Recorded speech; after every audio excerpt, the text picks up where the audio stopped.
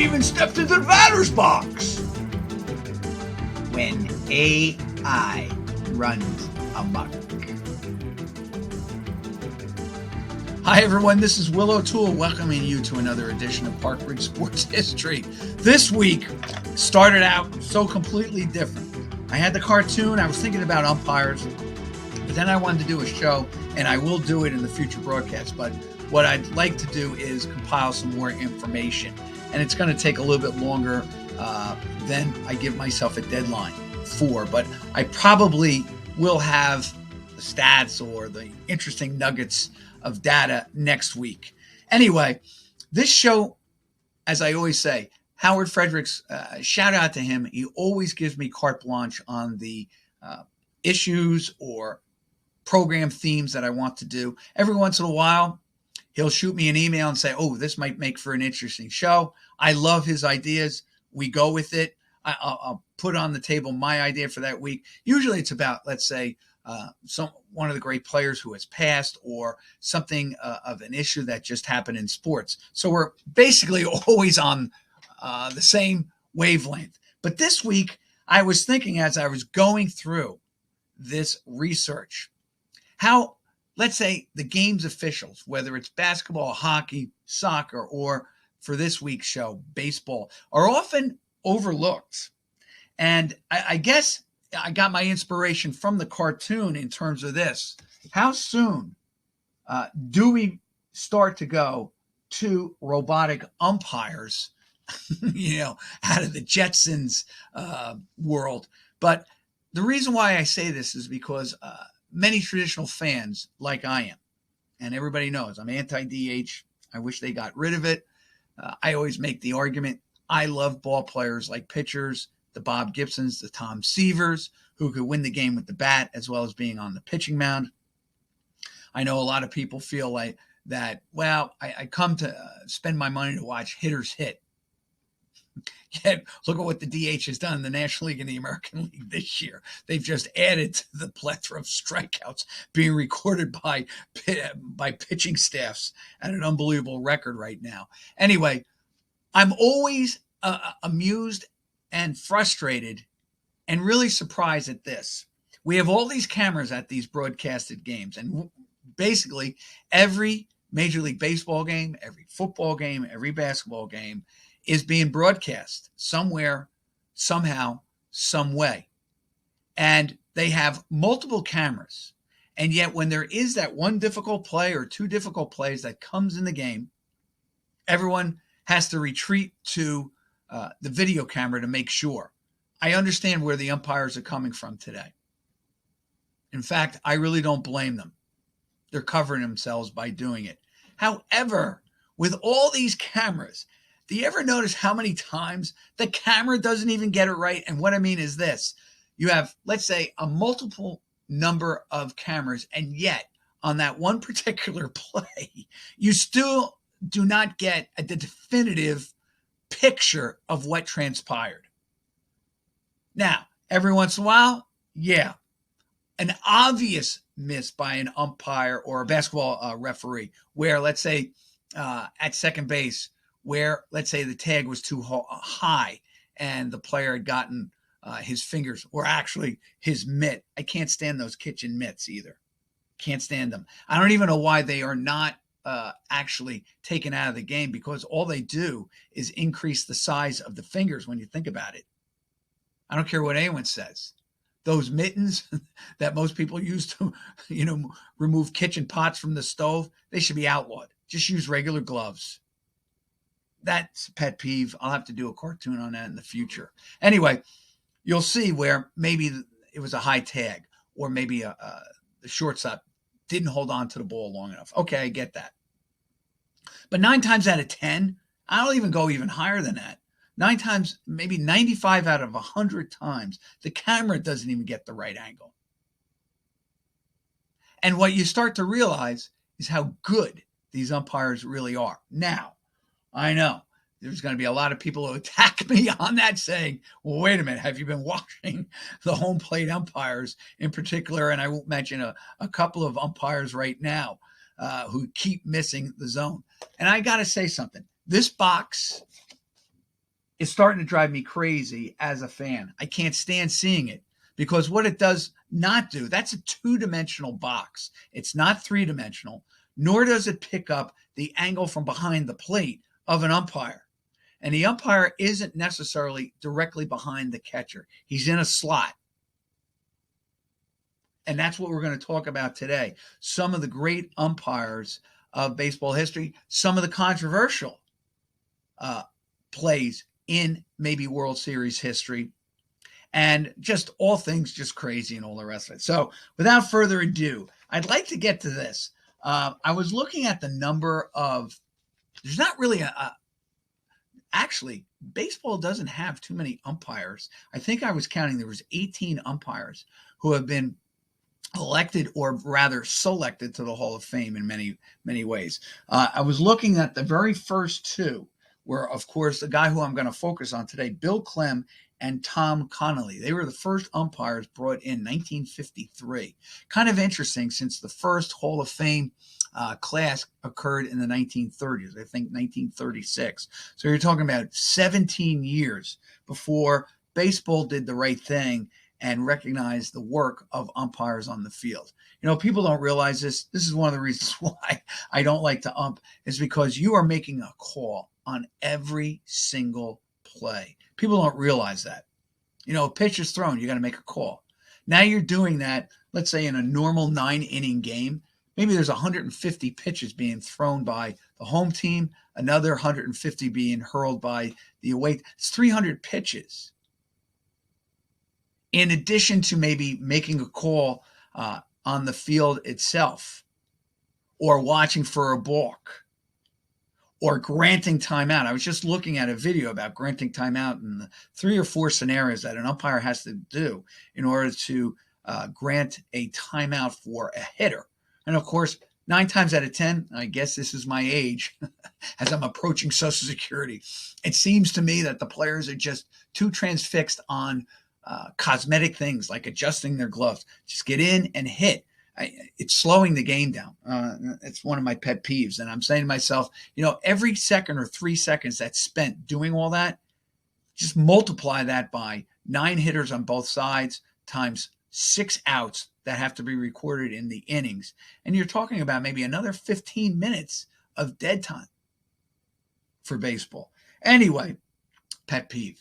Anyway, I want to focus on a couple of guys. By the way, Bill Clem I just mentioned. And Bill Clem was one of the first of 2. Tom Connolly was the other. I didn't focus anything, and I apologize on that. Maybe I'll get to him in a later show. But Tom Connolly was actually the first and only umpire born outside the United States. He was actually born in Manchester, England, and went on to, obviously, a Hall of Fame career in baseball history. Here's probably the most famous picture of Bill Clem. Never realized he was about 5'5" and about 200 pounds. And he's had, and why he's probably recognized as still the greatest umpire is that he really did a lot in terms of managing a game. That's what our officials like to talk about, our mentors in umpiring, about managing a game and positioning. And it is all about angles. And as the older you get, you realize, look, the sooner you realize that as a 60-year-old or as a 40-year-old, you cannot keep up with kids racing up and down a football field or a basketball court or even a baseball diamond. So angles that you create to get a better look on the field of play is so important. And I can't tell you, I've actually been slowed by weight, age, and a hip replacement. And yet I think getting to the angle has become such an important feature of doing the games. And I've become, I think, a little bit better. Notice I said a little bit better. There are a lot of coaches out there who are going to argue with that statement by me, and they are probably 99.9% right. But I try to have fun and try to get the best angle on almost every play. Can't say I'm going to do it on every play simply because of Mother Nature and of time. But most good referees will really analyze their game and see how they can improve if they're worth their salt. Anyway, Clem was about positioning, and he was the first one who really got the angle between the catcher or the slot between the catcher and the pitcher. Didn't realize this about Clem. I'm going to keep this up. Actually, this is Clem with Rogers Hornsby, and I apologize. I'm going to have my son, Matt, put in some more inks for the machine. I thought it came out, although it didn't do it with every one of these, probably the black and white or better features. I do apologize for the stripes here, but I think you can see this is Rogers Hornsby, manager of the Pirates, Hall of Fame player, who actually did make one of the final outs in a World Series, I do believe. Actually, it was Hornsby. No, yeah, he recorded the last out in the 26th World Series against the Yankees. He catcher the second, they named Babe Ruth. And I guess that's what got me even, and I'm digressing again, what got me into making who made the final outs in the World Series and all the rest of it. So there's Bill Clem. And Clem never realized this. He actually umpired a ton of World Series, 18 in all. His first one, and I'm using Retro Sheet. They were the only ones. They are, I think, linked with Baseball Reference. So a shout out to them. I also use Baseball Almanac. A shout out to them to get my first list of umpires. But they really did a great job. And they did start recording, Retro Sheet started recording how many games they umpired at home, first, second, and third. And I didn't realize this. Here's how I can even put this into play. Do you realize I do believe that up until the 1908 World Series, they were using only 2 umpires in the World Series. And then all of a sudden they went from 2 and they jumped to 6. And that was 1909. And actually that was Bill Clem's first World Series that he umpired. He was in right field in game 1.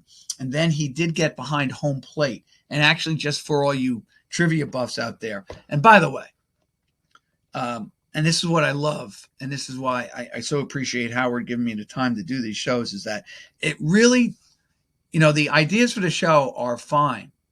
But what I really love doing is the investigating and the research, because I love baseball, I love basketball, and I love football. Those are the big 3 sports I love the most.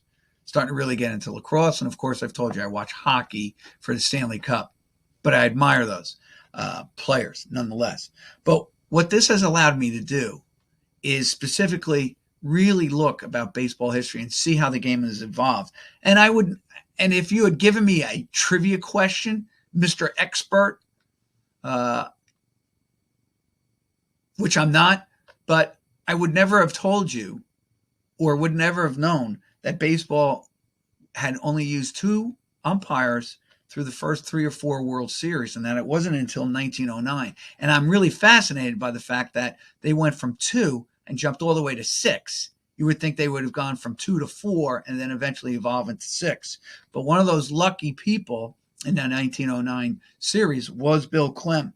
And he went from right field to first base to left, and then he did game 4, home plate. And the winning pitcher for the Detroit Tigers was a fellow by the name of George Mullen, who happened to be in a number. He was on the mound in a couple of World Series last inning, last out scenarios. And we'll talk about that in the future. And he blanked the Pirates 5-0. So that was George Mullen, winning pitcher. And in a future show, I'd like to get into George Mullen and all aspects. All right. Before I do that, I promised I kind of deleted this from my first episode. I had made a mistake. And so I wanted to redo this. But for all you Met fans, and I will compile the Yankees, don't worry. So I just don't want to give you the bad one about Babe Ruth making the last out. Didn't realize this. I always thought it was Gehrig at the plate. It was Bob Musial. And you know what? Remember when we were doing the home runs, coupling of the home runs, Ruth and Gehrig, Matthews and Aaron and stuff? I had told you that Miller Huggins actually had many games where Ruth and Gehrig did not hit back-to-back.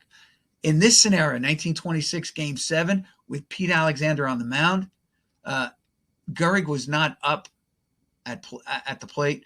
Ruth decided to run to second base. He got nabbed, ended the World Series. The Yankees lost 3-2 to the Cardinals in one of the great World Series games of all time and one of the great World Series of all time between the Yankees and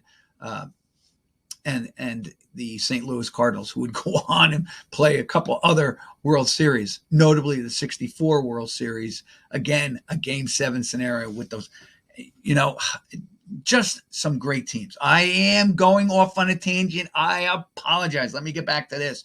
Before I do, just to give you Met fans some fun, I did do before I got on the show, and it's probably more that I remember, but the final outs registered in all the 5 Mets World Series. 1969, all you Met fans would know this. It was Cleon Jones. Actually, it seemed like he was genuflecting or kneeling. He does take a knee and catches that last fly ball off the bat of, that's right, future manager, future World Series winning manager, Davey Johnson. And the guy who I think should have been the MVP in the 1969 World Series, and we can go into that in depth when we do this, was Jerry Koosman was on the mound. He actually pitched a complete game. It was his second win. And why I always felt he should have been the MVP of 69 was the fact that Seaver had lost game 1, 4-1, kind of rather convincingly. I guess the Orioles kind of showed who they were, and it looked like they really spanked the Mets. But he comes back in game 2 and shuts down the Oriole offense and brings it back to Shea 1-1. And I really believe that was the turning point of the World Series. All those crazy plays that would occur, yeah, I know all that. Al Weiss hitting a home run, it's like winning the lottery. I get all that. But it was really Koosman, in my mind, shutting down the Orioles in game 2 in Memorial State in Baltimore. And then they come back home with all the momentum. And, the rest is history. But that was a great moment, not just in Met history, but Major League history when Jones makes that final catch. And the next, 1973, Game 7, Wayne Garrett makes the final out. He popped up to Campy Campaneris. On the mound was Darrell Knowles. A great acquisition by the A's from the Washington Senators a couple of years prior to that. That particular World Series, remember, Berra had often been criticized, Yogi Berra, the manager of the Mets, for throwing Tom Seaver in Game 6 instead of holding him off to Game 7. Backfired. I don't know if it did. I think Berra was sending out. I think Berra probably felt that he was playing with house money and he thought he could really get a quick victory over the A's in Game 6. Seaver pitched a pretty good game. And it just one of those things that occurs. Could have done the same. Look, you could save a guy for Game 7 and the same thing happens where he doesn't perform as you thought. But Seaver, it was just one of those things. And he didn't, like I say, pitch poorly in that Game 6. In 86, of course, Marty Barrett strikes out, swinging with Jesse Orosco on the mound. In 2000, it was Mike Piazza with Mariano on the mound. He hit a fly ball to Bernie Williams. You can actually argue, and I'll do that in a later show, that that's 3 Hall of Famers right there. I really felt that Bernie is more than probably a cusp Hall of Famer. I think that he probably won't ever get in, although there are many times I make the argument for him. He is part of that core 4 of that Yankee dynasty. Let's face it, they were a dynasty in the late 90s, early 2000s. And even though it's Mariano who's probably the most important player on that core 4, in that core 4 group, they wouldn't be able to do it without Bernie. And then 2015, didn't know this, Wilmer Flores makes the last out. He strikes out looking against Wade Davis, who had an unbelievable relief pitching performance that season with the Kansas City Royals. Anyway, getting back, here's Bill Clem. Here's the most famous thing about Bill Clem. And these are amazing things about Bill Clem. I just want to give you, if I can find this, Clem has some great quotes. But Clem was known for not just maybe making umpiring into a science, And you do. He makes it into a science. But also some great quotes about the game of baseball. And he said this: baseball is more than a game to me, it's a religion. An angry player can't argue with the back of an umpire who is walking away right away. And it is the first thing, one of the first things that they do tell you. Try not to get into a battle royale with the players or coaches. Listen to them. Don't lose your head. Don't lose your mind. And as soon as you've done listening to them, basically say, Coach, I've heard your side, and then just turn and walk away. Although, let's face it, when we're watching a baseball game, we do love when the umpire and the manager, how can you forget people like Earl Weaver and Billy Martin going at it face to face with the umpires? We do enjoy that theater.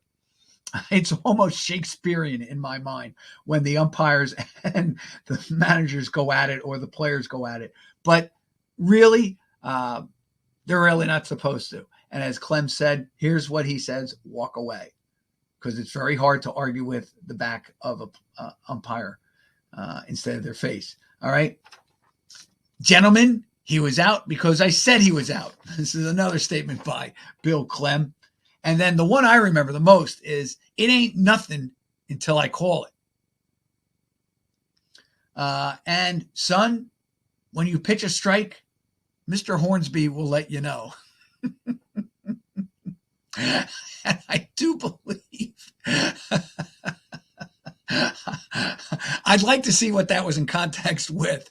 I'm sure it was Hornsby about his own at bat, because Hornsby, of course, was Hornsby, and I'm almost sure this is him at bat. Clem is probably saying that because as soon as you threw the ball over the plate and it was a strike, Hornsby was going to nail it. You know, Hornsby hit 424. And I remember Ted Williams, in his book about the science of hitting, said that Hornsby never attended movie theaters, never watched a movie, because he thought that the flickering lights would affect his eyesight. Who can argue with a guy who hit 367 lifetime? Just a Hall of Fame, great player, just an outstanding player. And then he says this: your job is to umpire for the ball and not the player. I just saw this one today, and I thought that was very interesting. And let's be honest, let's be fair. There are certain players, because of who they are, probably do get, I'm not saying the calls, but they would get the benefit of the doubt because of their greatness. Now, if it's a rookie against Willie Mays, and the rookie has walked the first three batters he's faced because he is scared out of his mind, and now he has to face Willie Mays, and that first pitch is a borderline. Willie kind of takes it because the guy's been throwing balls all day, so why help him out? You know the umpire's not going to call a strike on Willie Mays. He'd be a fool to do that. All right, but and that's what I mean. If it's borderline, I mean, how can you not trust? And this is being honest here. How can you not trust the greatness of one player versus, let's say, a rookie, and especially one who has been kind of shaky out on the mound?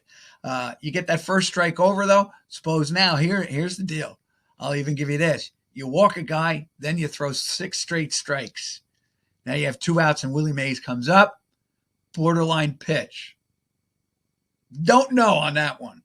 But I am sure, more than likely, Mays would probably get the benefit. But if it was another borderline, I'm sure that the umpire would probably give the benefit of the doubt this time to the pitcher, rookie pitcher or not, okay? So I just want to tell you what goes through the mindset. Believe me, it's not easy umpiring games. And as I said, you are trying to do your best to be fair, to be honest, but you know, benefit of the doubt to the great player. I've seen it. I know it. It happens. I told the umpires to walk back at least 35 feet from home plate. That reduced the arguments. So you can tell that Clem really was about an umpire who saw umpiring, officiating as a science, not as an actor, not as he was a necessary part of the game, like home plate, the four bases, the foul line, the grass, and the pitcher's mound and the pitcher's rubber. That's, I would say and argue, how he saw himself on a baseball diamond. That it wasn't about him. And all umpires are guilty of sometimes being about him. All right. Next guy I want to talk about. Didn't realize this. Clem does umpire 18 World Series. And according to the retro sheet, I'll tell you what. He actually does his first one, as I said, 1900. He actually was in the league from 1905 to 1941. His first umpiring was 1908, as I said. I'm pretty sure I said 1908, so correct me if I'm wrong, so I will correct myself. 1908, he did home plate. His first winning pitcher was George Mullen of the Detroit Tigers, 5-0 shutout. Then he was in 1909. Then they skipped 1911, 1912, 13, 14, 15, skip 17, 18. Skip was not involved in the 1919 World Series. 1920, of course, that was the first and only recorded triple play, Bill Wamsgas of the Cleveland Indians. 1922, 1924, those involved the Yankees and the Giants, I do believe. 1926, he was there for that World Series with the Yankees. 1929, 1931, 32, 34. His last one, he went 6 years, 6 seasons, and did his final World Series 1940 with the Reds and the Tigers. Kind of interesting. He did actually 30 games behind the plate, 104 overall, and as I said, that first game he did in right field. But 1909, he worked 2 games in right field, 1 in left, 2 games at first, and the first game home plate. All right. Now, these are the ones I think when we think of World Series. I'm going to save this one. Maybe I should save. No, I think I'll do this one next. And, of course, this involves you Yankee fans, so if you haven't shut me off yet. I want to do this one, though. A shout-out to Nestor Shylock. Back in the 50s, and I first saw these pictures, these baseball cards, in that book I was telling you about, the Great American Baseball Card Bubblegum and Trading Book.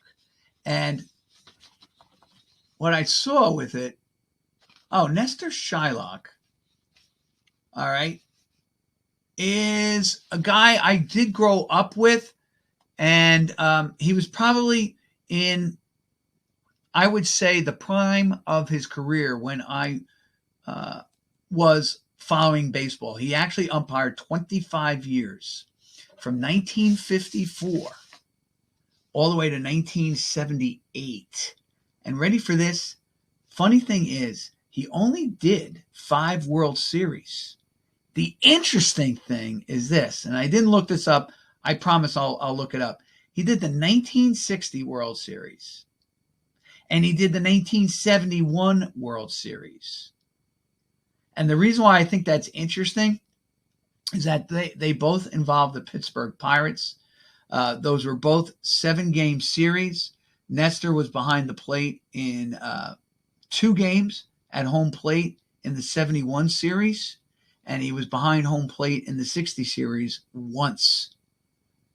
Kind of amazing that the Pirates, who had not played in the World Series since 1927, get into 2 in 11 years, and Nestor Shylock happens to umpire both those series. I don't know, just kind of fascinating to me. Nestor Shylock, I do remember, unique name, obviously, and also growing up, it always seemed that when you were doing this week, when you were watching Game of the Week, when you're as a kid, it always seemed that Nestor Shylock was somehow involved in the game, either as the first base ump or the home plate ump. Now, this one I got to put anybody who knows this. Well, I'll just show you this. Probably, without a doubt, probably the most famous steal of home plate. Probably one of the top 5 or 6 offensive plays, I would say, in World Series history. Interesting thing, it probably involves two of the great franchises, obviously, in Major League history, the Yankees and the Brooklyn Dodgers.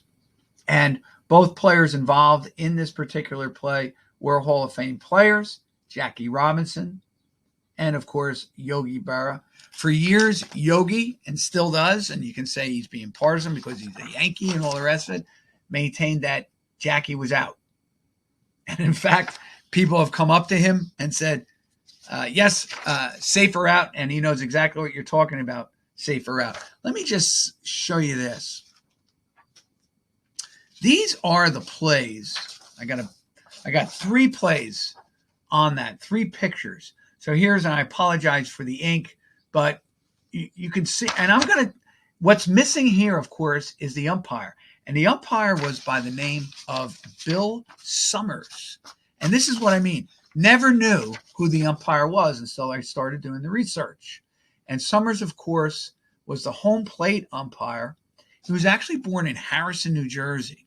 Again, New Jersey connection with this show. Bill Summers was born in Harrison, New Jersey, goes on, umpires in the major leagues.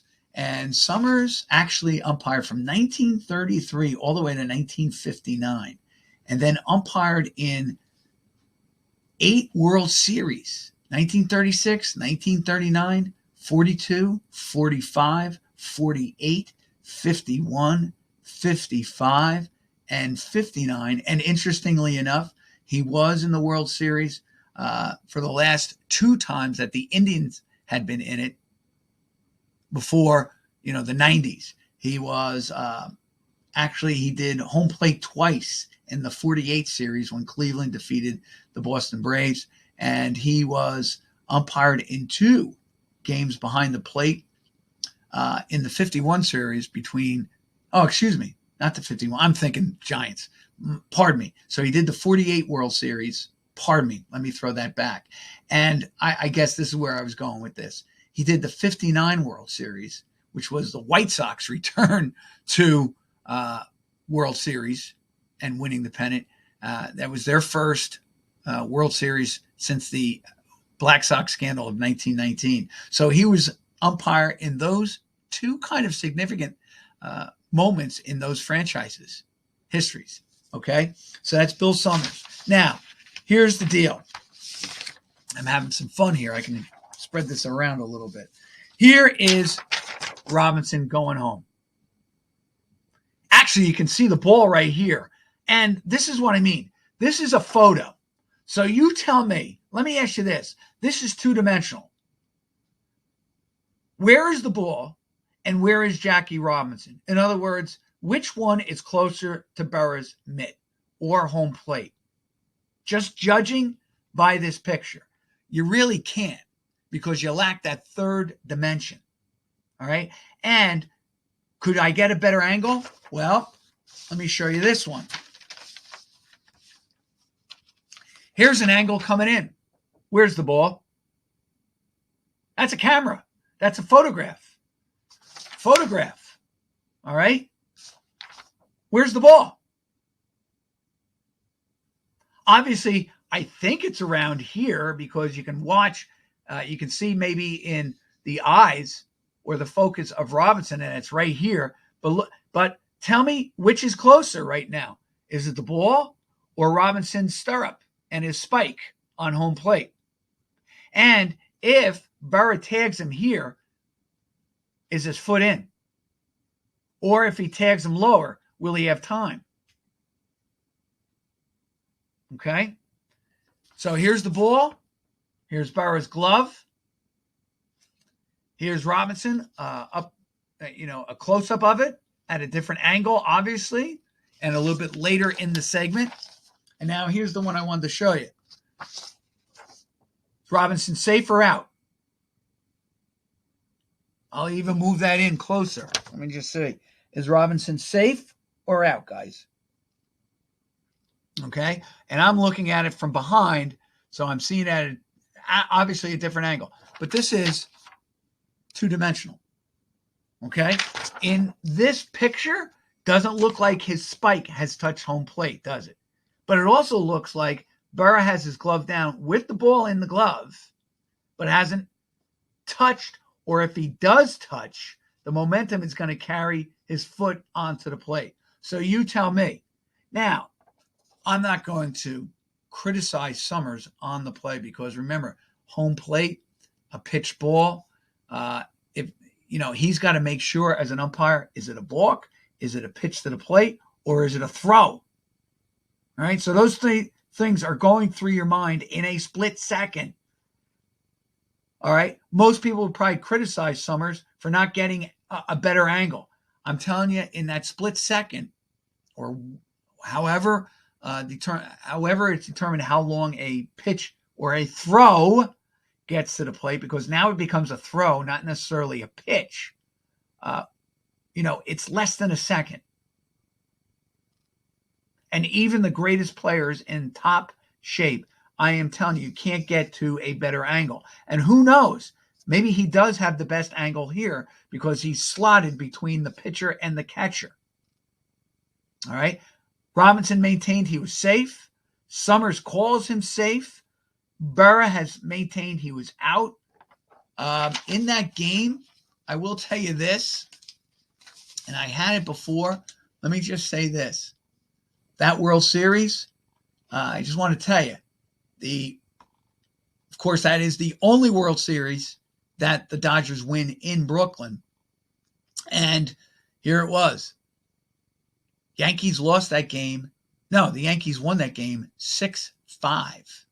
All right. So the run, you could actually say, was meaningless. The 55 Yankees. Okay. And so that run was meaningless. Funny thing is, that run occurred. I'm just trying to look. Robinson stole home to cut the Yankees' lead to 6-5. But Ford pitched 8 innings for a win, while Bob Grimm earned a save with a scoreless ninth to give the Yankees a 1-0 series lead. So the play really has no final result other than that it gets the Dodgers closer. And you could actually argue that maybe he should never have taken off and potentially been called out. That maybe with that runner out on third base, it causes more pressure on the pitcher than it does the hitter, because the hitter is thinking to himself, hey, you know what? Maybe I can drive him home by even one of my mistake swings, that type of thing. But it was a 6-5 game, and this run really didn't matter, okay? Now, you tell me, safe or out. And, of course, the last guy I'd like to talk about, by the name of Ken Burkhart. And I brought his name up. I brought the situation up prior to all this, and I apologize once again. I had this. This, probably the most famous play, Game 1 of the World Series. Just want to give you the background. This was the first Reds World Series since 1961, and Ken Burkhart is at home plate doing this game.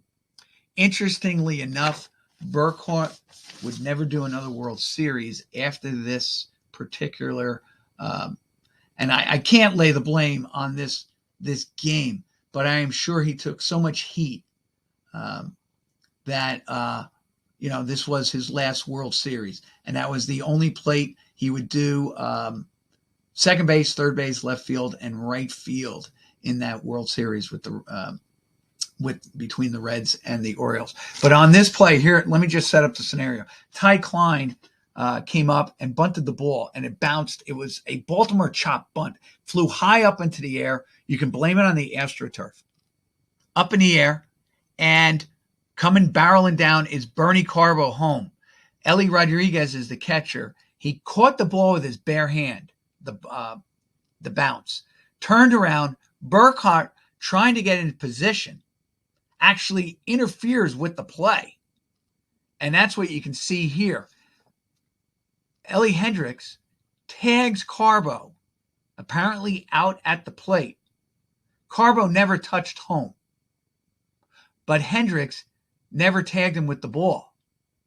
And in this particular play, probably the most famous, I remember seeing this on Sports Illustrated, you can see him holding the ball on, basically it looks like the back of Burkhart. Burkhart is looking, can't see the ball. And there is Carbo. Now, problem is, I think Carbo is actually safe because he runs off, he's thrown out. Burkhart thing. Carbo comes storming back and does touch the plate. I don't think Hendricks ever tagged him again, but it led to a huge argument at the plate. And I've always said that changed the whole complexion of that series. You know, you lose games. Orioles were a far superior pitching staff. They had the experience. The Reds would come back and win 75 and 76. But like I said, it was a huge play in that game because it occurred, I believe, in the first or second inning. The Reds had some momentum. They had scored some runs. And it actually ignited, you could actually argue, the Orioles, who would go on and win that game 4-3 and win the World Series 4-5. So that was Ken Burkhart. I didn't realize that Burkhart actually pitched in the major leagues and actually won 18 games one year with the he actually won, I think, 18 games in the major leagues in his career. So here was a guy who saw the game on the mound, decided to become an umpire in the future, became a major league ump, and umpired World Series games. Not too bad. So this is Will O'Toole. Thank you again for joining me. I appreciate you putting up a little patience as I was rummaging through. Thanks for joining me.